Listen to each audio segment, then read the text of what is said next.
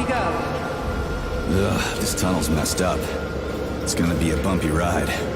After nearly 5 years since its stunning announcement trailer, we're now just 1 month away from the launch of Atomicheart, the strictly single-player first-person shooter that thrusts you into an alternate history Soviet setting and tasks you with taking on an army of angry androids. The good news is that after going hands-on with the first couple of hours of a near-final build of the game, this bolshevik BioShock seems as though it could be well worth the wait. Its superpowered combat, fascinating story, and spectacular setting all appear to be clicking seamlessly into place to form a cohesive whole, blinking into vibrant life like one of its many deadly assembly line creations.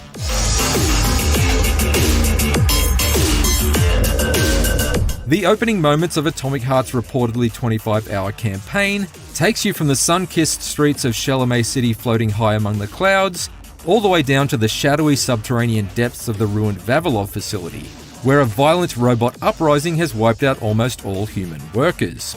Weapons and skills are doled out fairly slowly in this initial stretch, and with only a fireman's axe and limited shells for my shotgun, I found myself favouring stealth wherever possible. So it's just as well that the earliest upgrades you unlock are the abilities to track enemies through walls and shock the dandelion surveillance cameras in order to avoid alarm-raising detection. On the occasion that I did alert a guard to my presence, the stiff challenge presented by Atomicheart's early enemy types came as a bit of a shock to my system. Or indeed, a system shock, if you prefer. These resilient Terminator types ignore cover in favour of making a beeline to deliver you a beatdown. And even if you manage to circle, strafe and dash in order to create some distance, they're still liable to open up their animatronic maws and blast hot laser death in your direction. I must admit to perishing a few times early on as I got to grips with the rhythms of the weighty melee combat system, but that struggle grew into a sense of satisfaction as I unlocked alternate attacks and gradually became more capable of turning these robot Ruskies into sparking shards of Soviet scrap. As I explored deeper into the darkened corners of Atomicheart's first facility, I was pleasantly surprised by numerous examples of intelligent design. Rummaging through corpses and cabinets for ammo and crafting materials is a cumbersome yet necessary evil in most other first-person shooters. So being able to swiftly vacuum up a room's worth of items with a wave of your AI-enhanced glove, like you're sucking up gold coins from a level in Luigi's Mansion, is a welcome time saver. That's not to say you aren't still rewarded for taking your time to pore over every inch of your surroundings, and I enjoy the occasional optional diversions, like pausing to watch Soviet spins on Looney Tunes cartoons, or to make prank calls in a public phone booth. Is your refrigerator running? Yeah, and it's coming to get you, kid. Ah, crap. Of course, if you're going to fill your game with mechanical maniacs, then you're going to need a soundtrack that's equally heavy with metal. And as a big Doom fan, I was delighted when composer Mick Gordon's signature detuned guitars and double-kick drums surged through the speakers to accompany a boss fight against a hulking robot wrecking ball that pinballed around the arena like an over-caffeinated chain chomp. Gordon's ability to masterfully pair head-banging riffs with headshots like some sort of first-person shooter sommelier is not to be understated, and Atomicheart's more intense action sequences are made all the more invigorating as a result of his involvement.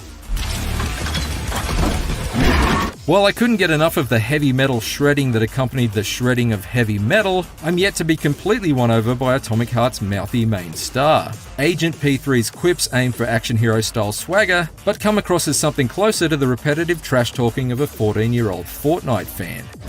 My life. And given Atomicheart appropriates so much from the likes of Half-Life 2, BioShock and Doom, at times I did find myself wishing it had poached one of their silent protagonists while it was at it. How do you like that, gearhead? How do you like that, gearhead? I did at least appreciate the bluntness of your AI partner, Charles. It was a pleasure serving with you, Major P3. Unfortunately, you are about to be killed. There's also a slight concern that the wide open spaces in between Atomicheart's 5 main facilities may be lacking in interesting things to discover. While I definitely enjoyed testing out my electroshock and force slam abilities on groups of patrolling sentries,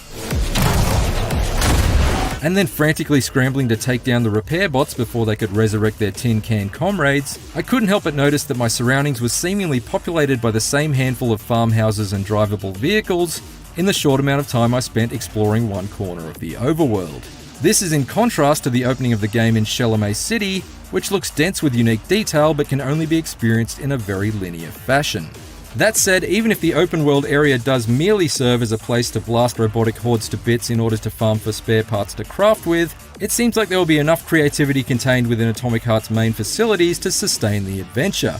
From underground labs with bodies of water suspended in air that you can swim through in order to quickly evade attackers, and various puzzle rooms to neatly take advantage of your growing suite of glove-based powers.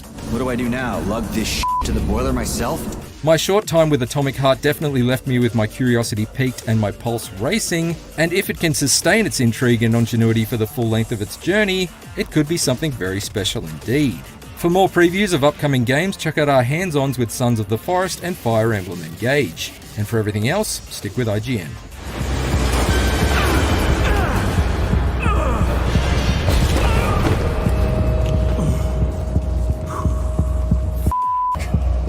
I knew it was gonna be rough.